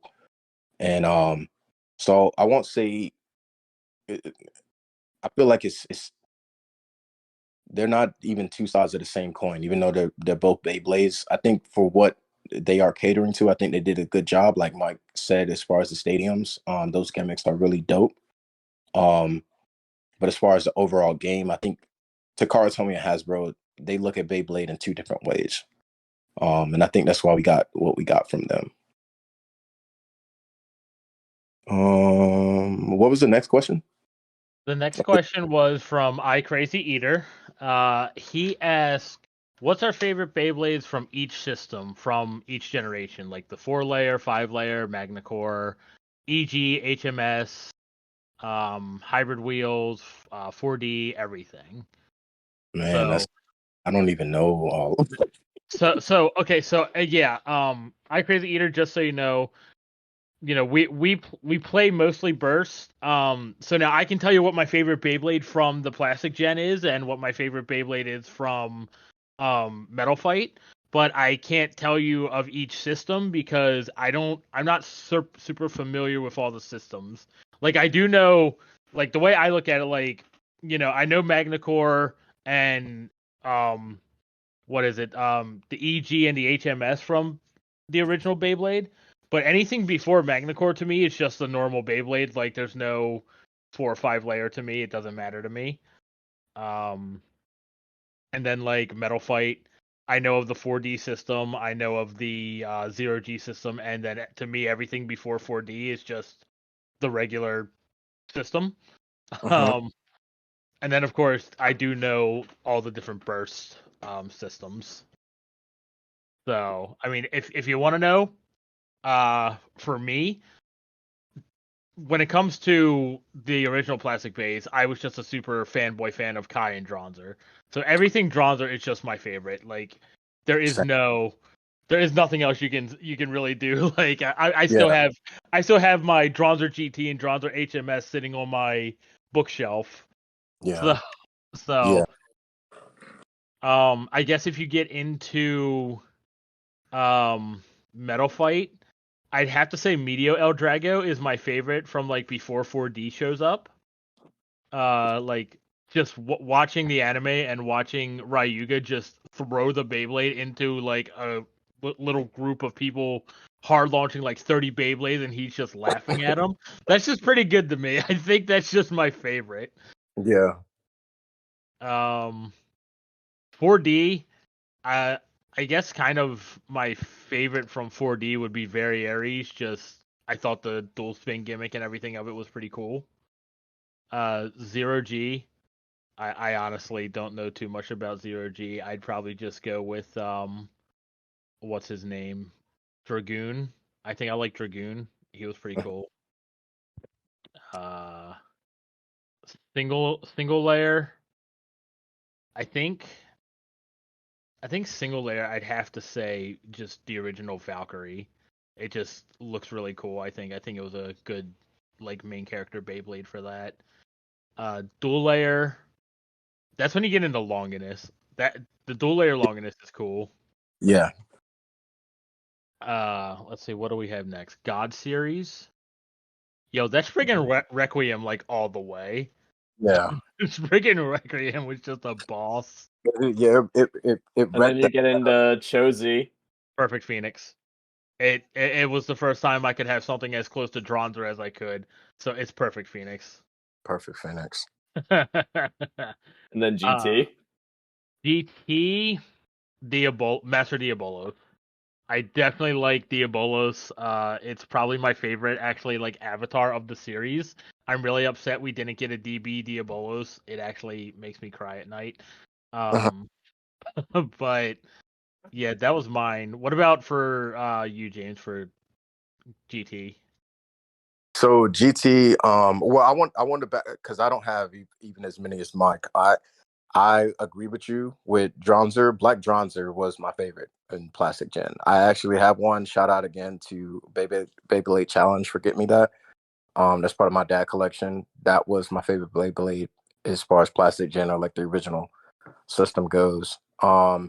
With HMS, I didn't play it, so I couldn't give you anything good. As far as Metal Fight, anything El Drago. That's just because I was a fan of Ryuga. He was my guy. Anything that any Beyblade that he possessed, Destructor, Destroy, like I'm El Drago all the way. As far as Burst goes, the first couple of generations, I wasn't as hype or into. I'll start with like Cho Z was my thing. I really did like Cho Z, but my favorite was I like Archer Hercules. Archer Hercules was my go-to bay, my favorite bay in Cho Z. And probably second would have been is Dead Hades, right? Yeah. Yeah, Dead Hades. And then when we get into GT, um that's tough, man. I wish I had time to think about it. Um I don't want to go with the cliche Lord, but I really did like Lord. I like Lord Spriggan. Yeah. Who did you say? Which one was yours? Master Diabolos. Oh man, yeah, that's a good one too. Um, Another one I like was Judgment with Diabolos. Judgment Diabolos. Judgment That, Diabolos. yeah, that combo, not necessarily because that Beyblade didn't come out, but that combo, Judgment Diabolos, just with that heavy core and then the hard hits. Yep. Yeah. Yep. And then what's after that? Sparking, right? That's the thing though. Definitely like Sparking era is where like me, Andy, and everyone really picked up with Beyblade. Same. Because I think y'all started playing towards the end of GT. Yes, the very end of GT. Mm-hmm. Like it was like a month or two before Sparking came out. So Yep. Yep. I think for me, when it comes to Sparking, I don't really know. Like I didn't really have a favorite one from Sparking. Like I had a favorite combo, but not like a favorite stock bay. Yeah. I got a favorite stock. Is it Rage? Yes, sir. Oh no, you know what? Infinite Achilles. I liked Infinite Achilles? Achilles. Oh yeah. Because you're a big Iger fan. Yeah, I did like the gimmick for it too, like having the two different armors. I really wish Mm-hmm. they would have kept that with like GT or DB or BU, but Yeah. they just had it go dual spin instead, which I didn't really like too much. Yeah. Yeah. I loved Rage. I used Rage Helios too. Um, and that was my combo. You could throw it on Exceed. You throw it on. I For a long time I used it was on Dash plus Z. You can have it stock, and it even if it wasn't the best thing out there, it worked with Yeah, everything. Great stock combo. I don't know of any other generation that had such a good, just straight up stock combo all around. Um, yeah, and yeah, and then after that it was DB, right? DB. Yeah, Yeah. So DB's definitely Vanish for me. I liked Vanish the most. Vanish. Yeah. I liked DB. It's weird, and it's the combo, not necessarily Stark Bay, but it was Dynamite with F Gear and Perseus Yeah. was my favorite, and then I as a second was Guilty, um, and that was more because I fell so much in love with Rage, um, that like it just won me over as far as Longinus went. And then I just really like Guilty. Like I still use Guilty now. I don't use Dynamite as much. Oh no, you know what? I'm lying. I really like Burst Spriggan. I love that. I love that blade. I love Yeah. that. Yeah, I really do. People don't use it like that, but I really, really, really like it. Yeah. Like first, I don't know. I have mixed feelings about Burst. I want it to be good, but it's just not where I think it needs to be.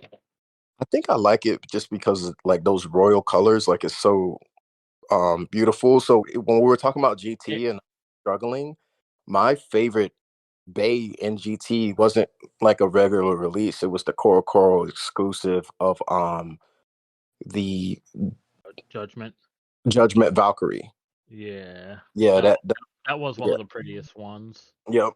That was, I have to say, that Bay release. I have that in my dad collection too. I like Royal Spriggan.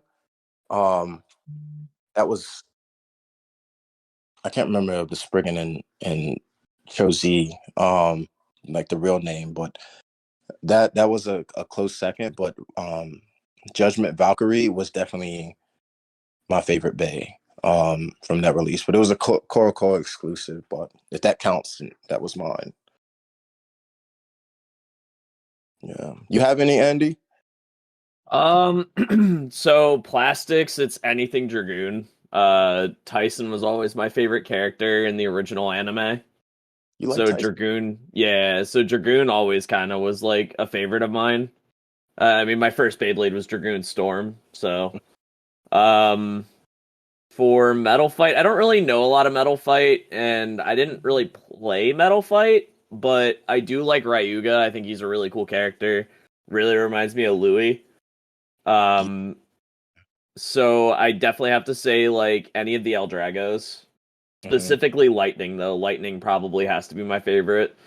For season one of, or for not season one, but like the single layers, I think probably the single layer Valkyrie. I really like it a lot.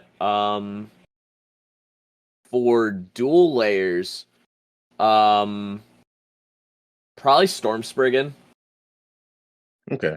just because I think Storm Spriggan looks cool. It does. For God series, Nightmare Longinus. Yeah. That Beyblade got so much hype when I got into Beyblade. I don't know if you remember. Well, when you first get into Beyblade and competitive Beyblade and you're looking up like good combos before I find Mm-hmm. yo, um, Nightmare was what everyone was talking about. Like they loved Yeah. it. They loved it. For Yeah. let's see, for Cho Z, I'd have to say probably the uh ooh, that's tough.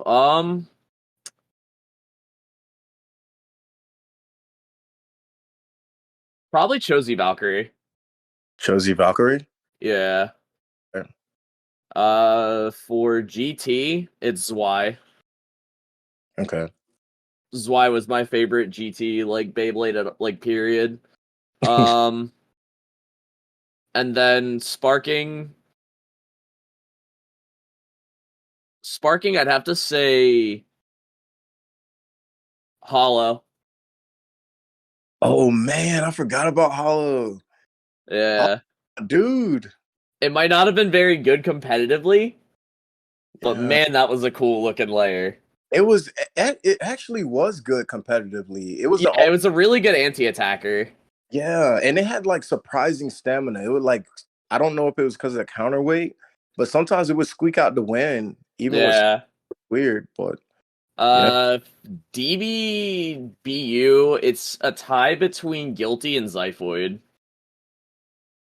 yeah, Zophoid's pretty legit. That was a good question. Both of them were good questions, but it got me thinking. Like, and honestly, even with GT, I really like Dread Bahamut.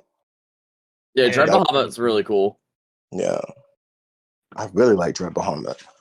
I love Zwei though. Yeah, that's why it's legit. What was because even think about that of all the generations, like from not just the systems, but from plastic to now, like what was your favorite generation? Competitive or just the way the base looked or whatever?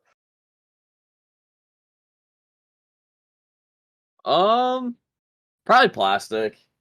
Plastic? Yeah. Yeah. Got to keep it real with the OG, you know.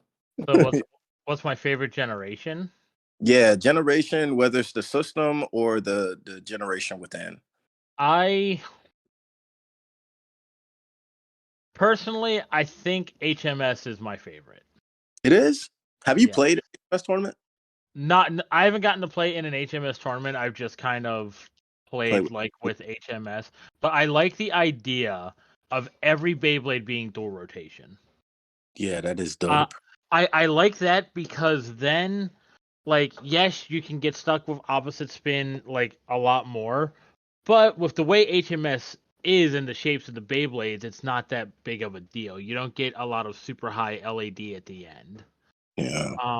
Not to mention like you can strategically be like, okay, this shape, if I launch it left, is like the shape of this HMS Beyblade. If I launch it leftwise, it's really good as a stamina Beyblade. But if I launch it right, it becomes a great attacker. Mm-hmm. You know, and Mm-hmm. I like that. They like it makes the Beyblades feel like they're all a balance type, and you get to choose how you want to use said Beyblade instead of it just being, oh look, I'm using Vanish, yay, Yeah. you know, yeah, I do one thing as Vanish. Yeah. You know, I do like HMS. I think a lot more, as a system. Mm-hmm. Aesthetically pleasing though, I don't think HMS is the one that's aesthetically pleasing. Aesthetically pleasing probably goes to plastics. In all Yeah. reality, like they just had like all the detail with the stickers that went on them and everything. And then, of course, you had a bit piece, which you got to see all the detail of this bit piece. It's not Uh-huh. like you're just seeing like the bit piece isn't made by the plastic. You know what I mean? Yeah. Yeah. And then, Yeah. of course, you put the little stickers on your little, your burst chip, and the stickers peel off, and you're like, man, you look bland, buddy. Yeah. You Yeah. know? I I think I really enjoy playing with the Metal Fight Bays at the convention this past weekend. I think as far as system, as far as like playing and enjoying it, and even the way they look, putting them together, Metal Fight um, gave me a joy about Beyblade that I didn't realize before. And I need to play with plastics because Shindog said it's like the further back you go, the more fun they get. And I kind of felt like I witnessed that. Um, Metal Fight, but there's another generation that I really liked, and it was Cho-Z. And the reason why I say that is because I felt like of all of Beyblade, like as a whole, like Cho-Z was a system that in some way balanced all the different types of systems. And I say that because you had burst involved, but it wasn't so much to where it was like the first generation of burst to where everything was bursting all the time. You were able to get some stamina in there because you had Perfect Phoenix, but you also had Archer Hercules. You had what else? You had Swy in there. Um, and don't get me wrong, like the game, it was still had some LAD and some weirdness to it, but I feel like it was pretty balanced and pretty normal. Either that or GT, but I like Cho-Z a little bit more just because that's also the time when I came into Beyblade and getting to know it. It was around that generation. Yeah. Yeah. So yeah, man, that was a good question. Who was that? I Crazy Eater? I Crazy Eater. Yeah. Thank you, brother. Yeah, so hopefully we get more questions up there and then we'll answer them. Because I know a lot of y'all listen. If you got anything you want us to discuss or talk about, just let us know. We'll bring it up. And if you don't want us to shout out your name, then we don't have to shout out your name. If you want us to give you a shout out, we could do that too. All right. So I think that's about all I got. And spend the rest of the day and get on my kids' nerves, get something to eat. Y'all have anything before we sign off? The only thing I want to ask is your guys' opinion on the experimental KO rule. Currently. What is that? What is it? Right now it's at an experimental phase where they remove the back wall being a KO. And so wall bounces would be a thing. Like if you KO'd a Beyblade like normally, like you knock it out and it bounces back in, it's still in play. But if you like knock it out and it goes into the pocket and stays out, that would be then considered an actual KO, but it's worth 2 points instead of 1. I am perfectly fine with that. And the reason why I say that is because I think it'll make it, with judging, having to stress about LAD and looking for those last minute, like that last little movement, the KO rule is also another stressor when it comes to judging, because that can happen at the beginning of the tournament. And let's say you have an inexperienced judge, they think they see it, so they call the match, and it never happened. And then they messing up the match. And it's like, it's a unneeded stressor in the game. I feel like it's like either the bay is in or the bay is out. Yeah, I can agree. I'm all for it, but I also play a lot of attacks, so like having 2-point KOs and the back wall rule, like I'm all for it. Well, so that's one of my things. I've noticed that Beyblades getting KO'd, like actually going out of the stadium, happens a lot more than I think people think that it does. Yeah. I think it's just we're so used to a back wall being called as a KO that it just feels like that is what happens more than the actual KO. And I don't think that's the case. I don't. I think regular KOs actually just happen a lot more than we realize. We're just too used to it. Yeah, they do. They do. And I feel like it does get weird because it is the back wall KO, but sometimes it's like it's the luck of the Beyblade and it hits that side wall. And I mean, technically speaking, if none of those walls were there, if it's out, it's out. But it has to hit that back wall for it really to be considered out. So it just depends on the angle you hit it. So sometimes that could be unfair to the person who was looking forward to that KO and couldn't get it. But if you definitively knock that Beyblade out, there's no arguing. It's like, dude, you're out. Like, you know, I don't have to worry about the replay or none of that. Exactly. Yeah. All right. Well, thank y'all. I appreciate it so much. Yeah, no worries. Thanks for having me. Thank you, buddy. Yeah, thank y'all for getting up here. I'm gonna probably hop on Challenge and see what's going on in Jersey today after this. I've been yeah, looking at that the entire time. I might release this tonight. Just straightforward. I think it'll be good. Thank you all for listening. Like I said, if y'all have any questions, please let us know. For the North Carolina community, I plan on having a tournament towards the end of April, God willing, if everything works out. So go ahead and get your bays ready. We'll try to keep them consistent monthly, and once the next gen comes out, we will be switching our focus to that. As long as everybody is able to get it. I would say we really pick up like Gen 4 stuff come August or September. Yeah, because it's going to come out middle of July. You got to give people time to get it. I was talking to Kirito. I probably won't host my first Gen X tournament until September. Like I'm like, even like, June is the BWC, just for the sake of playing Beyblade in, July and August, I might still host a burst tournament. and then come September start my Gen X playing, just that way then like more people in the area can get the Beyblades. Yeah. Because I don't want to be like, hey, I'm gonna have a Gen X tournament and only 5 of us were able to buy the parts. Yeah. I might, if I do it, because I'm not gonna lie, I might do it in July.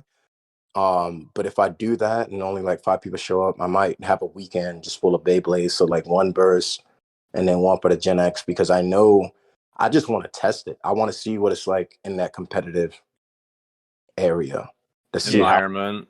Yeah, that competitive environment. Because it was the same with when the DB Stadium came out, and it's like I do my testing by myself, but I also want to see. And I know I'm not super impatient, but when they come out, I want to play with them. So we'll see. Or if anything, if you wanted to run one, because I know y'all have a bigger community up there, I would be willing to travel up there and get some stuff, because probably more people will have it. Yeah. But we'll see. We'll see. James, I wanted to tell you something. So remember like some of the conversations we've had on previous podcasts where what was like one of your big goals as a competitive Beyblader? Do you remember? I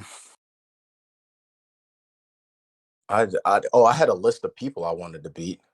There was that. But what about like you wanted people to like when they saw your name, they knew I'm in trouble for playing this guy.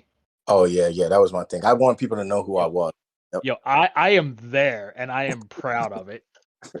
I'm number 6 right now. Oh yeah. Shout out to you.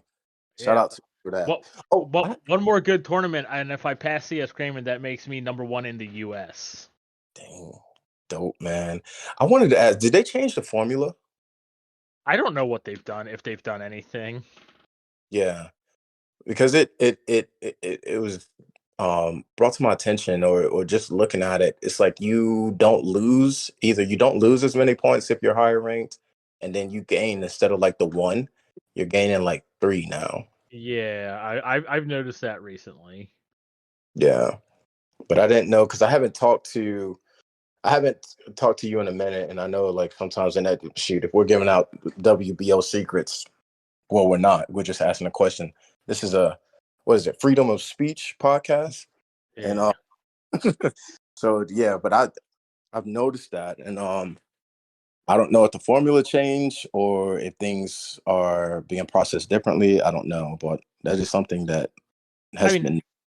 It could also just be the fact that like the area, the people, like everyone is gaining BR in every area to where that area balances out better. You know what I mean? I was thinking about that. So everyone's not like brand new, and so when you beat a player versus beating someone with a little bit higher BR, you get a couple more points. Right. So. Yeah, that is something else. Yeah, and for those of you who don't know, I think a lot of people don't know, like I'm stay cool when I communicate, when I host my tournaments, that's all stay cool. I have one tournament up there, and I didn't play on that tournament. That's my son. He played on this account. So my competitive name is FG Merowim from Hunter x Hunter. So if you're like, man, stay cool, don't even play. I do play. It's just under a different name. But yeah, so it's almost like having a business account, like your organizer account, and then your actual personal player account. Yep, and that's what I have. So I'll be registered as FG Merowim. But yeah, thank you again, Andy, man. It was good to have you on the show. Yeah, of course. I'm glad to be here. Yeah, great conversation. We'll try to have another one out soon. Don't know if it'll be an interview, special guest, or whatever. We're just gonna focus on talking about Beyblade and keep it going from there. But thank y'all. Hopefully we'll get together. Because we definitely got to talk about the April release. Hopefully we see those he was talking about. We'll get some more intel, talk about tournaments. There won't be any new releases, but we'll talk about any releases that we may see and what the game may be like. All right. Yeah, I'm excited. Yeah. So everyone, all listeners, organizers, judges, players, continue to get out there, grow your community. Stay cool, stay calm, communicate, keep the friendships going. Yeah, and that's that. All right. Play your hearts out. Play your hearts out. All right, and take care. 3, 2, 1, go shoot. Go shoot.